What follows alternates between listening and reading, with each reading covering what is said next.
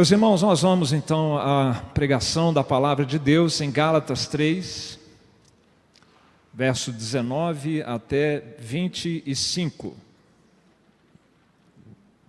Gálatas 3, 19 a 25. E a gente vai ler alternadamente essa passagem bíblica.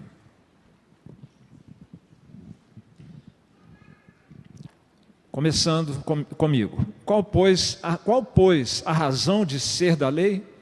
Foi adicionada por causa das transgressões, até que viesse o descendente, a quem se fez a promessa, e foi promulgada por meio de anjos, pela mão de um mediador, a igreja.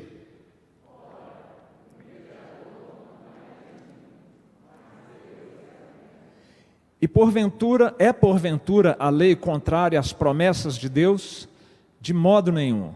Porque se fosse promulgada uma lei que pudesse dar vida, a justiça, na verdade, seria procedente de lei.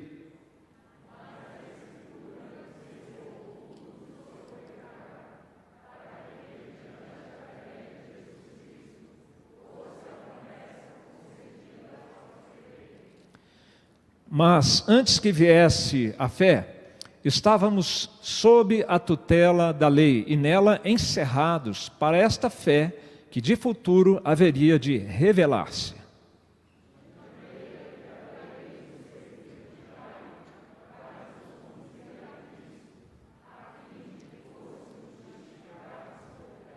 Juntos, mas tendo vindo a fé, já não permanecemos subordinados ao aio. Senhor, nós ansiamos por ouvir a voz do Senhor.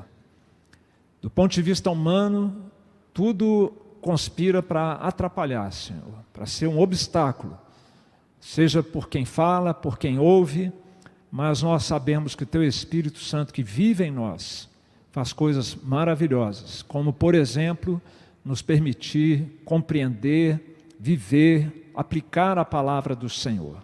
E é por isso que oramos, em nome de Jesus. Amém.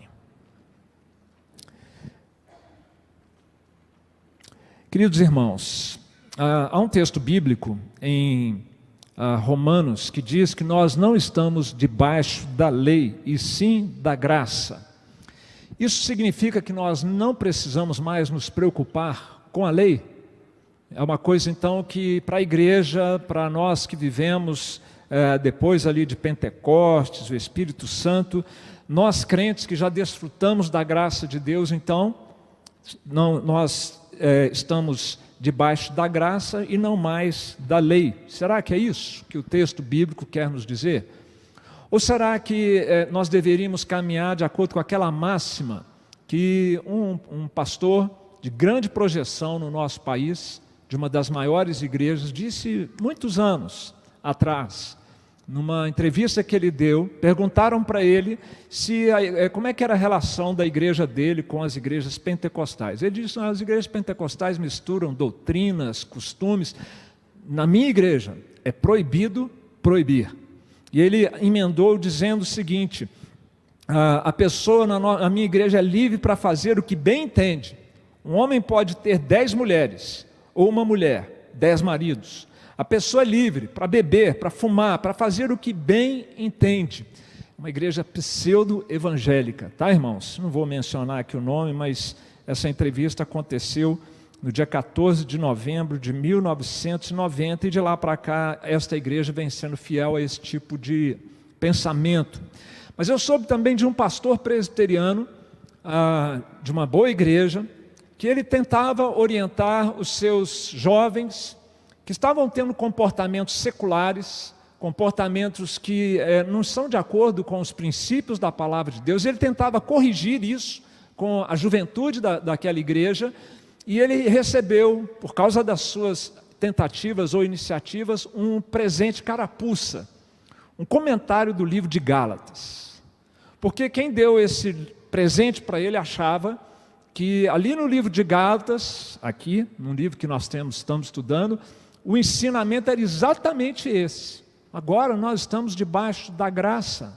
Não tem mais que preocupar com a lei, com regras, que não pode isso ou não pode aquilo. E temos alguns versículos em Gálatas, por exemplo, 4:21, que lidos assim, depressa, naquela famosa expressão que aprendemos hoje pela manhã, numa exegese, né? Que dão a entender algo parecido. Quereis estar sob a lei? Está no capítulo 4, versículo 21 de Gálatas. No capítulo 5, verso 4, de Cristo vos desligastes, vós que procurais justificar-vos na lei, da graça decaístes. Se você for pelo caminho da lei e das regras, você está fora da graça. E no capítulo 5, 18, se sois guiados pelo Espírito, não estáis sob a lei. É isso?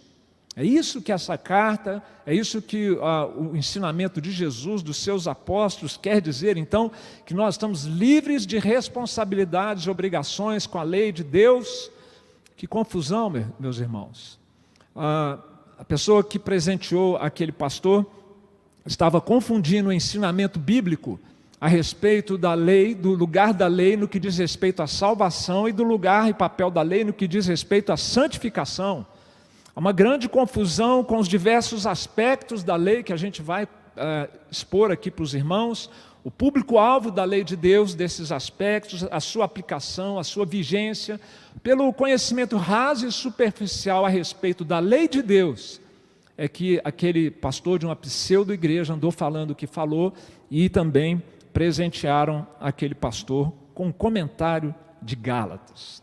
Esta passagem bíblica dessa noite é grandemente esclarecedora, meus irmãos, a respeito disso, e desafiadora para cada um de nós que amamos ao Senhor e queremos viver de acordo com a vontade dEle, e também para aqueles que ainda não têm um relacionamento com Cristo e que desejam ter esse relacionamento. Nós já estamos quase que na metade da carta, são 6 capítulos, estamos caminhando para o final do capítulo 3, e nessa altura da carta já está bem claro para os irmãos, eu imagino, e o pastor Mateus, hoje pela manhã, reforçou também na aula inaugural da nossa escola bíblica dominical, que esta carta está tratando do caminho para a nossa reconciliação com Deus. Como é que isso se dá?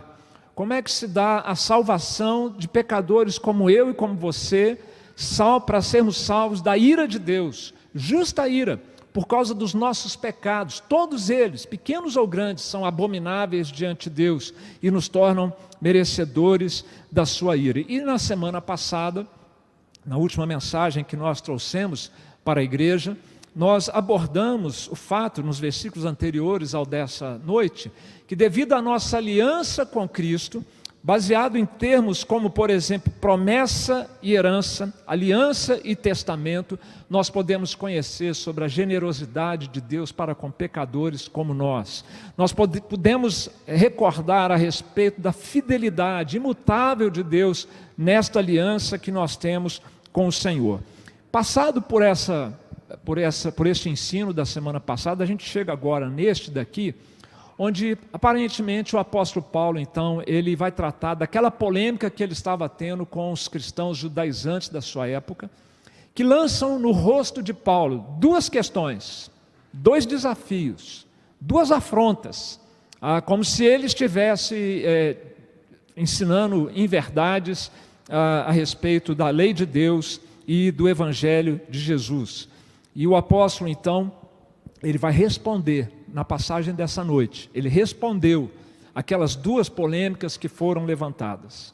E ele fez isso não para ganhar o debate, mas para proteger o rebanho. Afinal, essa é uma das funções de um pastor zeloso e consciente com o seu rebanho. Ele tem que estar vigiando para ver se tem lobos enganadores, lobos vorazes, que querem abocanhar crentes e desviá-los do caminho. Essa, inclusive, foi a intenção do pastor, pela última vez que eu vou citar, Mateus Inácio, hoje na nossa aula inaugural. Vale a pena você depois entrar no nosso canal e assistir aquilo que nós trouxemos hoje, recebemos hoje da palavra de Deus. É exatamente isso, foi uma palavra de proteção deste rebanho e de quem mais nos acompanhou pela internet ou vier a nos acompanhar. A primeira questão que é levantada aqui no verso 19, são 2 perguntas, meus irmãos, veja só, capítulo 3, verso 19, qual, pois, a razão de ser da lei? Vamos repetir juntos a pergunta? Qual, pois, a razão de ser da lei? E a segunda pergunta, juntos, é porventura a lei contrária às promessas de Deus? Verso 21, vamos lá? É porventura a lei contrária às promessas de Deus? Essas duas perguntas são norteadoras do que o Espírito Santo quer nos ensinar nesta passagem, na noite de hoje. No primeiro momento, eles estão dizendo para Paulo: Paulo, você está atacando a lei de Deus. A lei de Deus que foi dada por Moisés, por meio de Moisés, lá no Sinai. Do jeito que você está falando da lei de Deus, você está mostrando que a lei é inútil. Você está dizendo que a lei de Deus é ruim. Se a salvação é toda, e todo o pacote da salvação é fruto da graça de Deus, nos vem por meio da obra de Cristo, graciosamente nós recebemos pela fé, sem nenhuma participação da nossa obediência à lei, você está tornando a lei de Deus inútil. Para que lei então? Para que serve a lei de Deus? Esse é o questionamento, essa é a afronta que estão colocando diante de Paulo. E a segunda é a seguinte: Paulo, você está sendo contraditório, porque a lei, você está fazendo então a lei ser contrária às promessas de Deus, você está colocando em choque as promessas, o Evangelho com a lei de Moisés. E aqui então, irmãos, nós vamos caminhar procurando responder essas duas perguntas feitas ao apóstolo. E agora vem então duas palavras-chave para ajudar vocês adultos, mas principalmente as crianças também, a se nortearem durante a pregação. Nós temos o caderno de culto das crianças, para crianças não alfabetizadas, para as alfabetizadas. Todas as nossas congregações receberam esses cadernos, e também uma igreja parceira, uma igreja parceira que nós temos apoiado, e também agora temos o caderno de culto para os pré-adolescentes. As duas palavras-chave, gente, para a gente pendurar o raciocínio durante a exposição da palavra de Deus são, posso falar? Posso? Revelação e salvação. A primeira pergunta tem a ver com revelação e a segunda tem a ver com salvação. E no final das contas, o que o texto bíblico está nos ensinando é que Deus tudo faz para nos atrair a Ele. Nós vemos nesta passagem, é um texto, aliás, a carta de Gálatas é uma carta, além de severa, uma carta profunda na doutrina.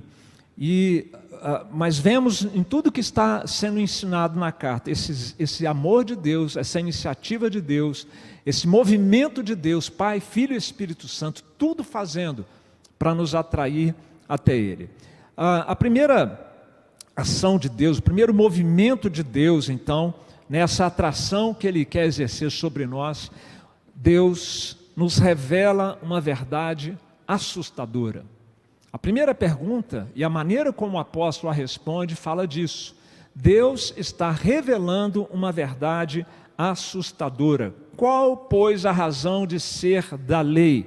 A resposta neste versículo: foi adicionada por causa das transgressões, até que viesse o descendente a quem se fez a promessa, e foi promulgada por meio de anjos, pela mão de um mediador. E aí vem o versículo 20, que dá um nó no cérebro de todos os teólogos e exegetas. Ora, o mediador não é de um, mas Deus é um.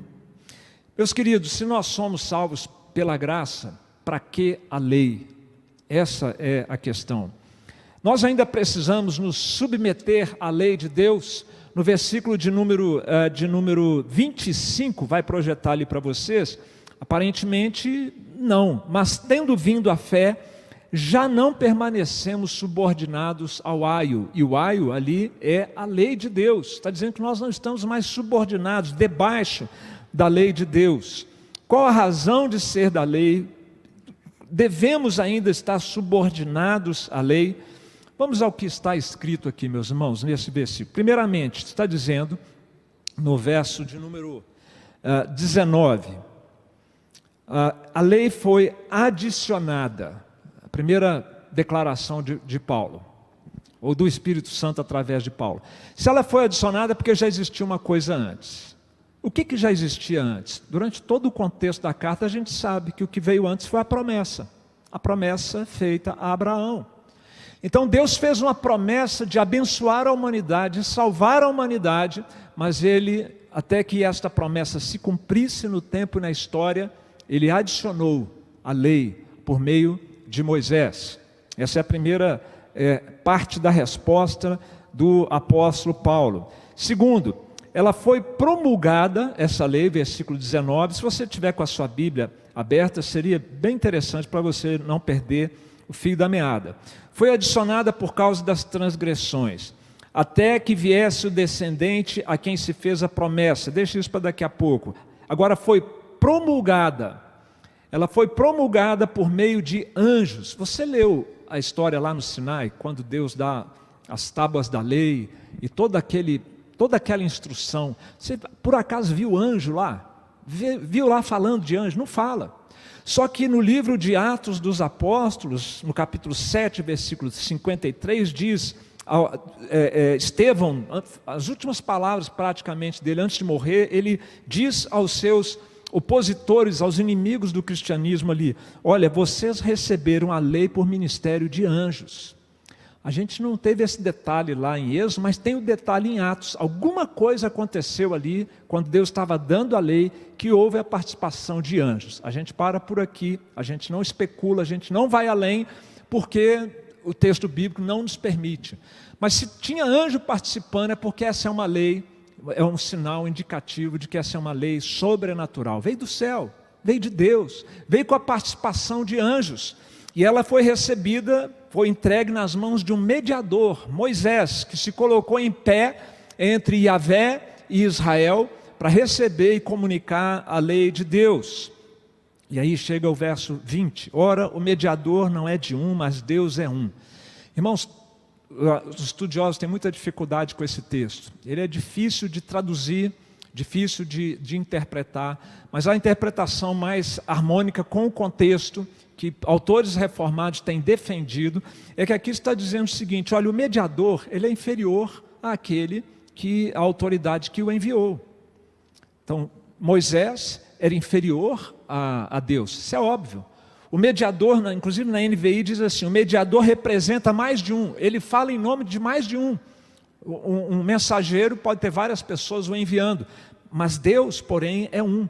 Deus é a autoridade, o mediador é só o mediador. E por que isso está sendo dito aqui? De novo, nesse contexto, Deus deu a lei para o seu povo através de um mediador. Mas a promessa lá atrás, o próprio Deus tinha entregue a Abraão. Isso mostra que a promessa é anterior à lei. Isso mostra que a promessa é superior à lei. É isso que esse versículo complicado aqui está querendo nos dizer. Depois tudo isso a gente amarra, tá, queridos? Então essa é uma lei que foi promulgada por Deus. João Calvino trata da lei de Deus nas Institutas, no volume 1, e faz isso com maestria. E ele diz que diante da lei de Deus nós devemos reverência a Deus, a sua palavra, a sua lei, por causa da divindade de Deus, por causa da majestade de Deus, por causa da sua grandiosidade. Nós não somos livres, autônomos, mas nós somos dependentes de Deus e devemos honrá-lo obedecendo a sua lei, a sua vontade. Então esse é um aspecto também da resposta de Paulo aqui, que é muito importante a respeito da origem. Veio de Deus, e se veio de Deus, nós só podemos esperar, meus irmãos, sabedoria, perfeição na lei de Deus. Entendendo a lei de Deus aqui, meus queridos, naquele momento em que Paulo escreve essas palavras, como todo o Antigo Testamento, de uma maneira muito especial o Pentateuco, quando Moisés recebe ali a lei. E é verdade, uma vez que foi Deus quem entregou a lei de Deus, tanto quanto a promessa, nós só podemos esperar perfeição. Nós não temos que ter uma atitude negativa, uma atitude de desprezo ou descaso com a lei de Deus, é de Deus. Tanto que o salmista diz: eu tenho constatado que toda perfeição tem limite, mas não há limite para o teu mandamento, para a tua lei, na perfeição da lei de Deus. Lei para quê então? Lei para quê? A resposta para essa lei para quê está naquela parte do versículo que eu pulei, no verso 19, que diz que a lei foi dada, adicionada e promulgada, até que viesse o descendente a quem se fez a promessa. A Nova Versão Internacional fala do descendente como aquele a quem se referia a promessa. E aqui o texto bíblico então está nos dizendo, meus irmãos, que Deus nos deu a sua lei e que ela teria um período de vigência, que toda a lei estaria apontando para a vinda de Jesus, e que quando Cristo viesse, alguns aspectos da lei de Deus caducariam, deixariam de fazer sentido. A lei foi dada do Senhor para nós, para nos ensinar. Se a pergunta é, lei para quê? A resposta é, lei para nos ensinar. E nos ensinar como viver uma vida plena, nos diversos aspectos da nossa vida. Por exemplo, Deus nos deu os 10 mandamentos e vários outros mandamentos de natureza moral, coisas que têm a ver com nossa relação social, nosso relacionamento uns com os outros e com Deus também. Essa é a chamada lei moral de Deus, da qual os 10 mandamentos são o melhor exemplo. E esta parte da lei, ou esse tipo de mandamento que existe na lei de Deus, ele não caduca nunca. A lei moral de Deus é eterna. A prova disso é que quando Paulo diz que hoje permanece a fé, a esperança e o amor, desses 3 o maior é o amor, porque a fé vai passar, a esperança vai passar, mas o amor vai continuar regulando e dirigindo os nossos relacionamentos por toda a eternidade. Então a lei moral é o detalhamento dessa lei maior do amor a Deus e ao próximo. Isso não tem fim nunca. Mas como eu disse, a lei de Deus ela vem para nos ajudar e nos guiar em todas as nossas relações. E Israel recebeu inclusive mandamentos de natureza civil. Como se não, de fato foi isso. Aqui no Antigo Testamento, na lei de Moisés, tinha os aspectos de comportamento moral, mas tinha também a questão de penalidades em casos de crimes cometidos. Se fosse cometido um estupro, um homicídio, um incesto, um perjúrio, o que fosse, tinha lá o detalhamento, está aqui, das penalidades que um tribunal devidamente constituído deveria aplicar.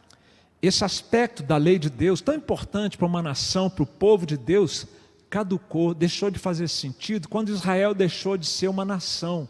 Você se lembra quando foi que isso aconteceu? Quando Israel deixou de ser uma teocracia, uma nação teocrática, no ano 586 a.C., quando Nabucodonosor invade, destrói Jerusalém, Judá, o templo, acaba com tudo, leva o povo para o exílio, a parte civil da lei de Deus deixou de fazer sentido. Mas há um terceiro aspecto, existem mandamentos na lei de Deus que são de ordem cerimonial, porque Deus também queria guiar o povo para que o povo soubesse como adorá-lo, como se relacionar com Ele. E a lei cerimonial, ela é constituída de mandamentos de natureza dietética, é verdade, você sabe o que comer, o que não comer.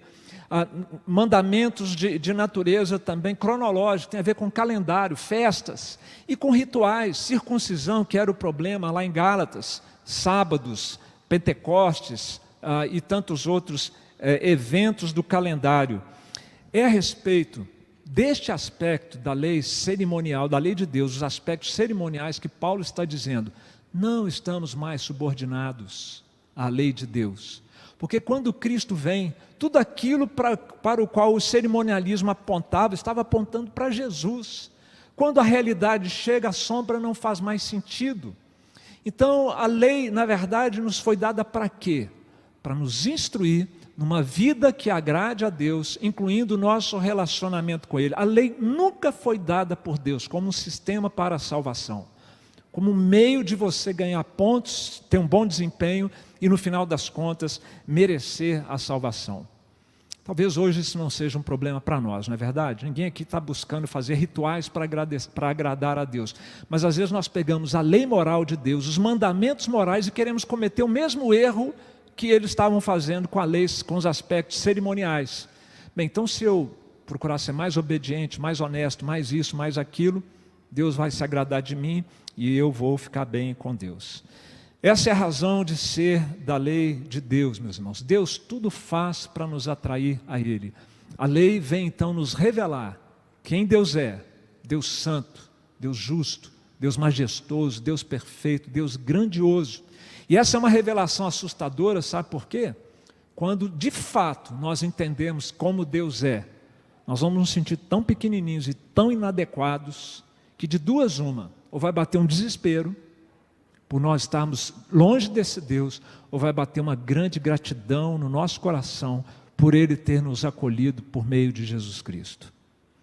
E a lei de Deus nos revela também, através de todos esses mandamentos de natureza moral, civil ou cerimonial, o quão pecadores nós somos. Que dificuldade é essa que nós temos de obedecer mandamentos? Se tiver uma árvore ali com frutas, as pessoas passam, mas se escrever é proibido pegar as frutas, aí pronto, acabou. Todo mundo vai querer, muita gente, né, vai ser tentada a isso. A lei, portanto, meus irmãos, não fala de salvação, ela fala de pecado. Ela evidencia o nosso pecado, que nós somos infratores da lei de Deus. Vamos pensar um pouquinho, vamos refletir um pouquinho sobre essas verdades, meus irmãos. Você consegue reconhecer com gratidão a lei de Deus como um freio para a maldade do meu coração, do seu coração e da sociedade como um todo? Ai de nós, se nós não tivéssemos a lei de Deus dizendo, não vai por aí, isso não é bom, esse caminho não é legal para você, sai daí, não se envolva. A lei de Deus é uma proteção para nós, aquele que guarda o mandamento não experimenta nenhum mal. O profeta, o pregador Salomão nos diz isso no livro de Eclesiastes. Você tem tido essa gratidão? Quanta gente se envolvendo em maracutá, em corrupção, se dando mal, uma hora ou outra se dá mal, até que depois anulem todas as sentenças e prisões, mas tudo bem, tem uns que acabam pagando. E talvez não tiveram essa instrução que nós temos da palavra de Deus, que funciona como um freio para a maldade do nosso coração. Sejamos gratos a Deus por isso, meus irmãos. Você também reconhece na palavra de Deus um efeito termômetro, um efeito balança, porque a sua vida é colocada na balança da palavra de Deus. E eu pergunto, qual o peso que está tendo? O que você vê quando você é pesado pela palavra de Deus, que é aferida por essa balança, que é aferida pela lei de Deus? Você está em falta, será que eu estou em falta diante do Senhor, conforme a instrução da sua lei, da sua palavra? Como você tem vivido aos olhos de Deus? Ou será que ao invés de se preocupar com isso, você pode estar indo por um caminho assim? Infelizmente, irmãos, a gente como pastor vê e sabe de comportamentos muitas vezes dessa natureza. Qual o problema? Todo mundo é pecador mesmo. Qual o problema tem eu viver dessa maneira, eu me relacionar dessa maneira, eu fazer o que eu estou fazendo? Como se a palavra de Deus, por tantos e tantos anos, não nos ensinasse, desde do departamento infantil, do rol do berço, o que é certo e o que é errado de acordo com a palavra do Senhor. Para os santos, o pecado é um espinho nos olhos. Para os ímpios, é uma coroa na cabeça. Thomas Watson, um puritano do século XVII.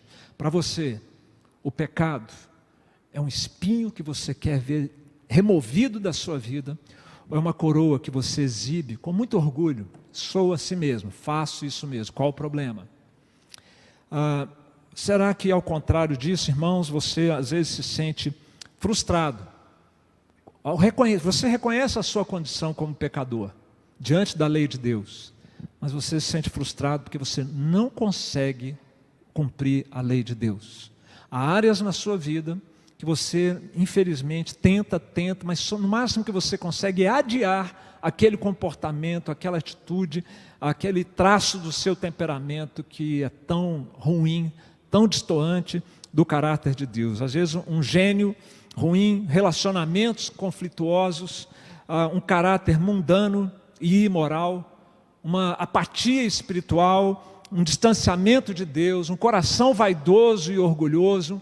Onde que nós podemos estar em falta, meus irmãos, diante da lei de Deus? E às vezes até reconhecemos, mas vivemos frustrados por não conseguir, de fato, viver de acordo com a lei de Deus. Se você tiver algum tipo de sentimentos em relação aos que eu estou pontuando aqui, meus irmãos, a lei de Deus já cumpriu o seu papel. Lei para quê? Para nos ensinar. É isso que eu e você somos. Pecadores, e mais do que simplesmente pecadores, escravos do pecado, a não ser que haja uma boa nova, a não ser que haja um evangelho que nos aponte um caminho diferente para nós sairmos dessa situação. E aqui que vem então, meus irmãos, há um segundo movimento da parte de Deus para nos atrair a Ele. Ele nos dá a sua lei para nos ensinar sobre Ele, sua santidade, sobre nós e a nossa pecaminosidade, e nos deixar com um gosto desesperado na boca em busca de remédio e solução. Mas Deus não para aí, Ele nos surpreende enviando o seu Filho. A lei de Deus, meus irmãos, ela funciona, nós vimos, como um freio inibidor do pecado, como uma balança para medir a nossa condição espiritual. E quando nós nos sentimos então frustrados diante da nossa pecaminosidade, quando surge então, aí que surge então o segundo questionamento no verso de número 21. É porventura a lei contrária às promessas de Deus? Qual é a relação que existe entre a lei e a graça de Deus diante do nosso desespero? Que a lei de Deus acentua em relação à nossa pecaminosidade. Lei e graça estão em choque? Lei e graça, ou as obras e a promessa de Deus estão em choque, são contraditórios? Qual é a resposta de Paulo, meus irmãos? De modo nenhum. Não há contradição. Nós não temos que olhar para a lei de Deus como uma coisa ruim e a graça de Deus e a promessa de Deus como uma coisa boa. As duas coisas são excelentes. O mandamento é santo, justo e bom. Ele é ele é perfeito, ilimitado na sua perfeição. Veio de Deus através de Moisés. Mas o evangelho vai além. É tão perfeito quanto na sua função, como a lei na sua outra função, que a essa altura você já deve estar bem ciente com aquilo que estamos expondo até essa altura, meus irmãos. Cada uma tem uma esfera de atuação, cada uma atua no seu quadrado, a lei e a graça. E a lei e a graça atuam em favor da nossa salvação. Eu não disse que Deus tudo faz para nos atrair a Ele? Pois para isso Ele deu a lei. Se Ele não nos desse a lei, a gente ia seguindo como se estivesse tudo bem. A lei nos acusa. A lei, ela evidencia a maldade do nosso coração e nos encaminha para o remédio que é Jesus Cristo, conforme as promessas da palavra de Deus. Olha que beleza as palavras de Jesus a esse respeito, no Evangelho de João, logo no primeiro capítulo. A lei foi dada por intermédio de Moisés. A graça e a verdade vieram por meio de Jesus Cristo. Encontraram-se a graça e a verdade, a justiça e a paz se beijaram quando Cristo veio e se encarnou para realizar a sua obra. Então, meus irmãos, tudo que a gente tem visto sobre a lei e sobre o evangelho, na verdade estão refletindo quem Deus é, o caráter de Deus, sua sabedoria, sua misericórdia generosa, sua fidelidade imutável, sua santidade, sua bondade. Tudo isso nós encontramos ou na lei ou na graça de Deus.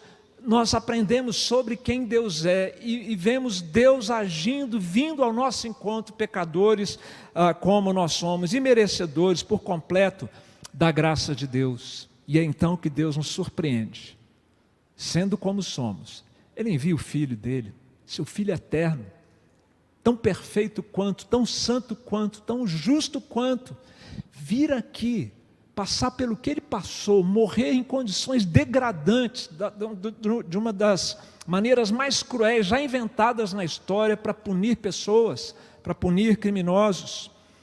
E Deus então está fazendo tudo isso por meio do seu Filho, para nos atrair a Ele por amor das nossas vidas. Meus queridos, Agostinho disse algo muito especial a respeito desta relação da lei com a graça de Deus, Deus se movendo em nosso favor. Veja que interessante. A lei ordena o que fazer, a fim de que nos esforçando muito para cumprir os mandamentos, quando cairmos na nossa fraqueza, aprendamos a implorar o auxílio de Deus. É para isso que Deus deu a lei. Ele diz mais, a utilidade da lei é convencer o homem da sua fraqueza e constranger-nos a solicitar o remédio da graça em Cristo Jesus.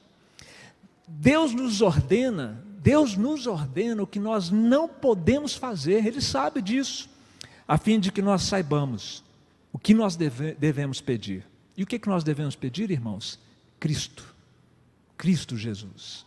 A bênção prometida de Deus desde Abraão e até os dias de hoje, porque é por meio de Cristo que nós finalmente então somos capacitados a um relacionamento com Deus, recebemos um coração transformado e somos capacitados pelo Espírito Santo a viver de acordo com a lei de Deus. A lei de Deus cerimonial, nós não estamos mais subordinados a ela, mas a lei de Deus moral, sim, nós estamos subordinados a ela. E toda a lei de Deus, nos seus 3 aspectos já mencionados, tem o papel, a função de nos enviar a Cristo para sermos justificados.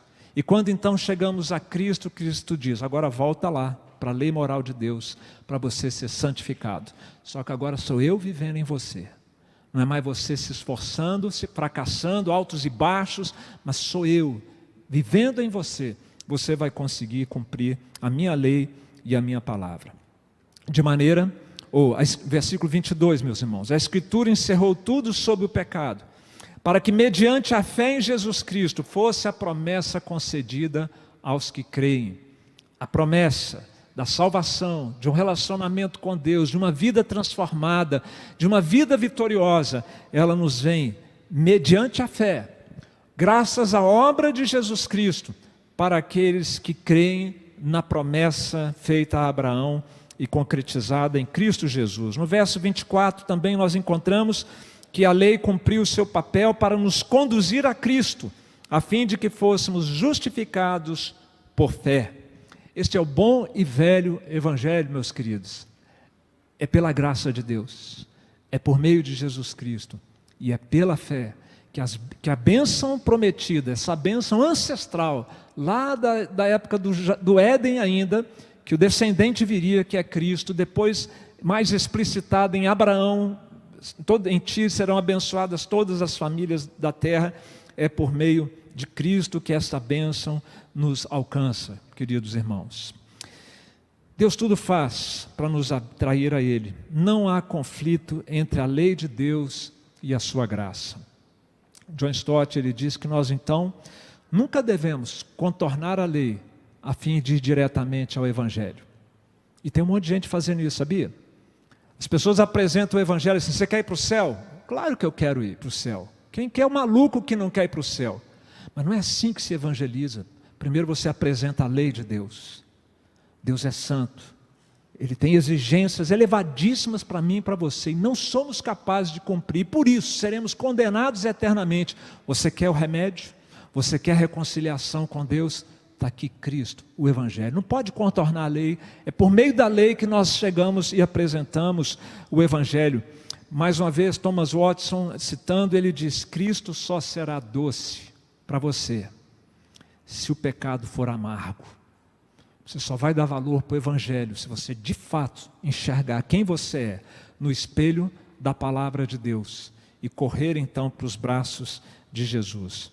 Meus queridos, esse é o Evangelho de Cristo.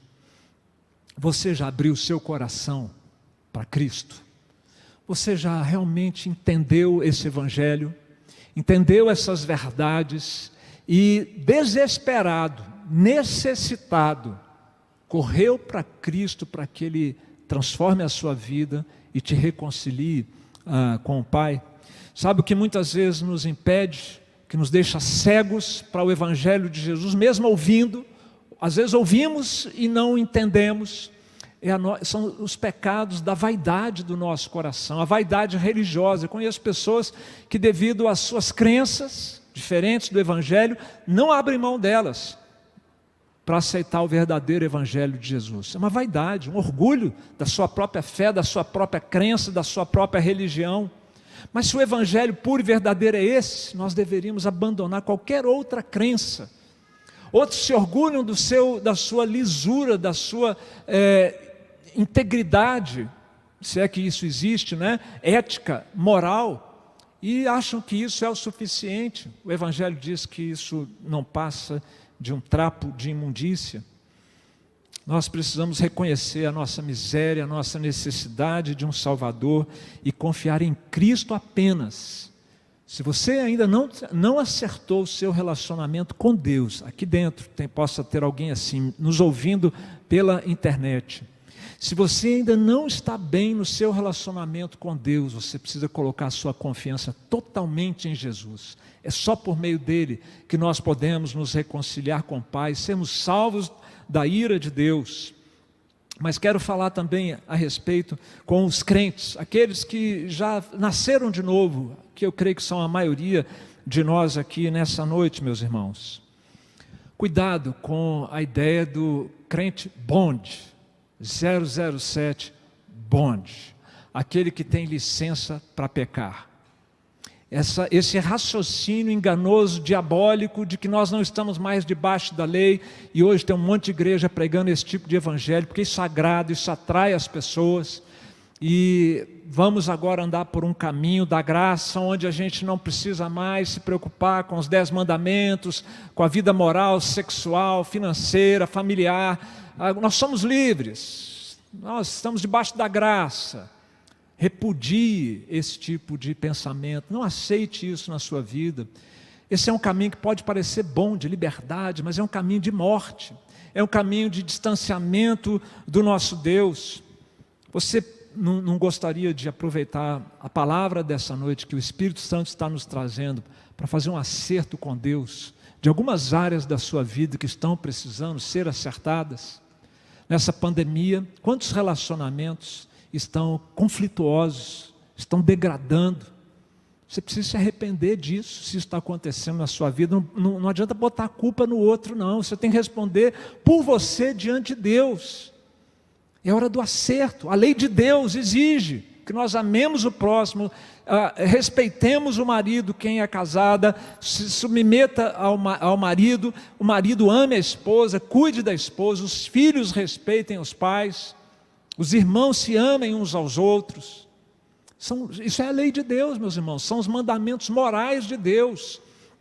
E nós talvez possamos aproveitar, se o Espírito de Deus fala ao seu coração, para um acerto com Deus nessa noite. Quem sabe a ansiedade do seu coração que está te engolindo, você colocá-la, lançá-la aos pés de Cristo. Quem sabe a apatia espiritual, a falta de vontade completa de ler a Bíblia, orar, de se relacionar com Deus, de cultuar. Coloque isso diante de Deus. Quem sabe uma vida secularizada, sem intimidade com Deus. Vamos pedir ao Senhor, meus irmãos, que nos permita viver o milagre de uma novidade de vida. Isso é sobrenatural, não é na sua força, na minha força que nós vamos ter vitórias nestas e outras áreas. É o milagre da nova vida em Jesus Cristo. Deus tudo faz para nos atrair a Ele. Ele se movimenta na nossa direção. Faz a promessa a Abraão, envia a lei por meio de Moisés. E na junção das duas, nós somos apresentados ao caminho da amizade com Deus e da reconciliação com Deus.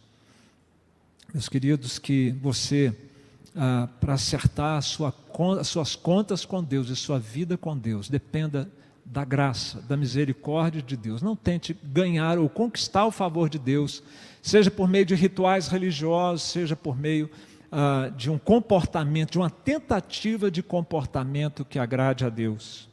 E nós, meus irmãos, que já estamos em Cristo, não sejamos levianos com a lei de Deus, mesmo já salvos em Cristo. Porque aquele que é leviano com a lei de Deus, que vive confortavelmente no pecado e se diz um crente, pode ser crente, até pode ser crente, mas não é uma nova criatura em Cristo. Não é alguém redimido pelo sangue de Jesus, porque aquele que tem o Espírito Santo de Deus não vive confortavelmente no pecado. Se arrepende, deixa e alcança misericórdia. Amém, meus irmãos? Que o Senhor assim abençoe e aplique a sua palavra ao nosso coração, e nós vamos então ouvir o nosso coro IPN, encorajando você a ser crente, forte e corajoso na graça do Senhor.